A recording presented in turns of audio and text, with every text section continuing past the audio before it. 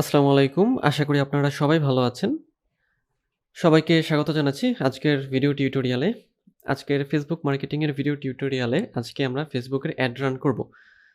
তো ভিডিওটি শুরু করব। তার আগে যদি আপনি আমার চ্যানেলে নতুন হয়ে থাকেন তাহলে আমার চ্যানেলটি সাবস্ক্রাইব করতে ভুলবেন না। আর যদি অলরেডি সাবস্ক্রাইব করে থাকেন তাহলে আপনাকে অসংখ্য ধন্যবাদ।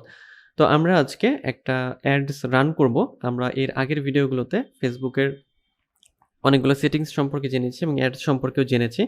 তো আজকে আমরা অ্যাড রান করব। তো ওই অ্যাড রান করার ক্ষেত্রে আমরা এই যে Facebook অ্যাডের ক্ষেত্রে যেটা আমরা করব, এখন আমরা অ্যাডস ম্যানেজার থেকে অ্যাড রান করব।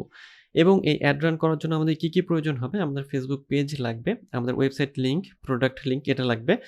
বিজনেস অ্যাকাউন্ট, মেটা business accounts, Facebook business manager বা মেটা বিজনেস ম্যানেজার যাই বলি না কেন এটা লাগবে। এটা কিন্তু আমাদের অলরেডি তৈরি করা হয়ে গিয়েছে। অর্থাৎ আমাদের এটা আছে, Facebook পেজ আছে, ওয়েবসাইট আছে, বিজনেস অ্যাকাউন্টস বা মেটা বিজনেস ম্যানেজার এটাও আছে আমাদের। আমাদের অ্যাড অ্যাকাউন্ট আছে। আমাদের হচ্ছে যে সবকিছুই রেডি। এখন আমরা কি করব? আমরা অ্যাড রান করব।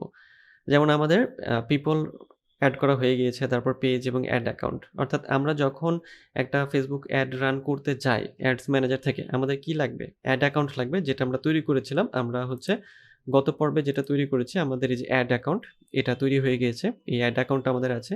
আমরা পেজ এড করেছি।